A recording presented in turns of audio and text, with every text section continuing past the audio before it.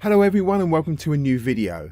When you're out there taking photos, it's easy to feel overwhelmed by the scene in front of you. Many photographers, especially beginners, struggle with identifying what should stand out in the frame and how to avoid the clutter that can distract from the main subject. And you yourself might have found yourself wondering, why do my photos feel busy or disorganized?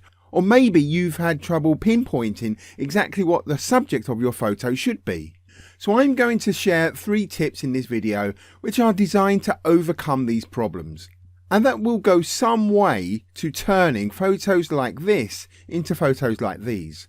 My name's Tony Eveling, a landscape photographer based in the UK, and I took all of the photos that you see in this video. And if you want to learn how to make the most of your natural photography talent, then hit that subscribe button and the notification bell so that you never miss a video. And stick around to the end of the video because I've got a little bonus tip that will help you to know exactly when your composition is just right. So my first tip is treat everything in your scene as an object. And that is really important. And I mean everything, whether it's a tree or a sky or just areas of light and shadow, as well as areas of different colour. Even the horizon should be treated as an object that can be consciously placed somewhere in the frame. And the reason for that is that it forces you to be consciously aware of all the elements in your frame. This makes it easier to make that conscious decision to either leave objects out or leave them in, and then where and how to place those objects. And one of those objects will then become the subject. So when you actually compose your photographs, it should be a mixture of intuitive feeling and deliberate conscious actions.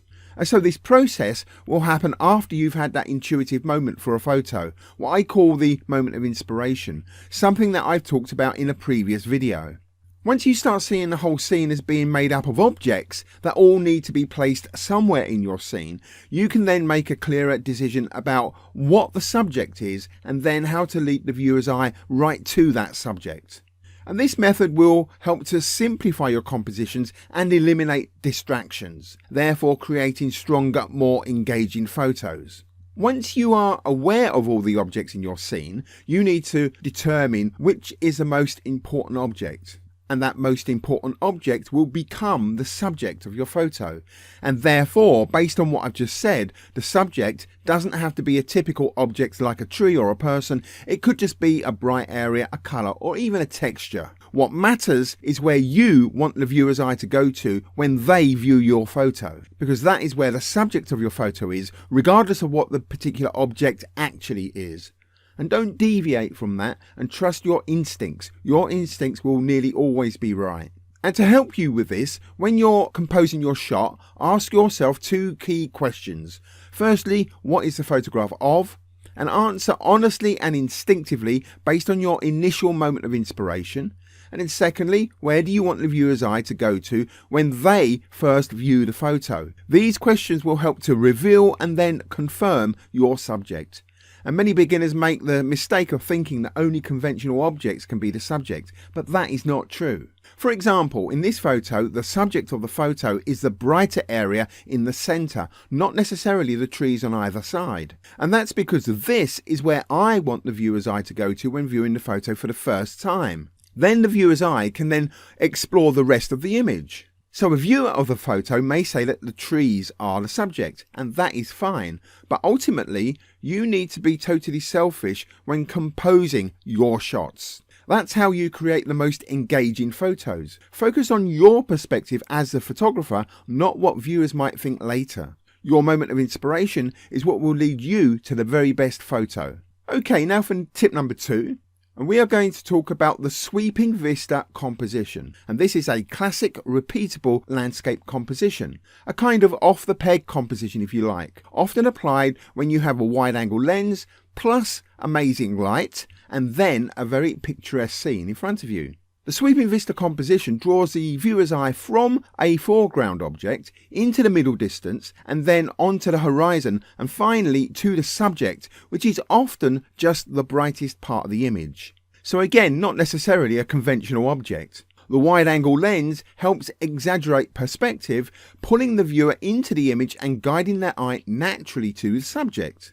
The wide-angle lens also helps to capture that swathe of intense colours that wash over the entire scene. So colour is a very important feature of this type of composition. And it's a composition that is repeatable in many locations, but it requires the right conditions, often during the golden hour at dawn or dusk. And so this is a preconceived composition that landscape photographers use all over the world when the environmental conditions come together perfectly. And this is one of a number of off-the-peg compositions that can be deployed whenever environmental conditions allow. And this brings me to my third and final tip for creating more engaging photos. Sometimes I use a preconceived composition, like a sweeping vista composition, but these are set in stone compositions that only work under specific conditions. Although I should say you still need that moment of inspiration for the best shots. But to maximise my photo opportunities, I divide my photography into two main approaches.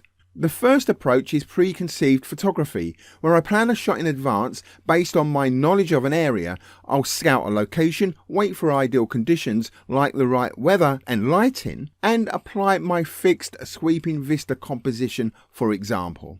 If conditions aren't right, I'll have to wait another day, and sometimes it can be weeks, months, or even years to get that shot. If my heart is really set on that one shot, then photography can become a bit frustrating, and you may come away with substandard compositions or nothing at all. So there needs to be a plan B. And that's where my second approach comes in, which is much more adaptable. Instead of relying on a set composition, I respond to the environment in real time. Even on dull days, I'll wait for inspiration and adjust my composition on the fly. This leads to spontaneous yet engaging photos. By being flexible, I can still come away with strong, well-composed images, even if I don't get the exact shot I planned beforehand. And photography, after all, is all about composition. And by adapting your compositions in an intuitive way, based on ever-changing and unpredictable environmental conditions, as well as being triggered by moments of inspiration, it means that you'll be able to take compelling photos of anything, anywhere, and get very rewarding and creative results.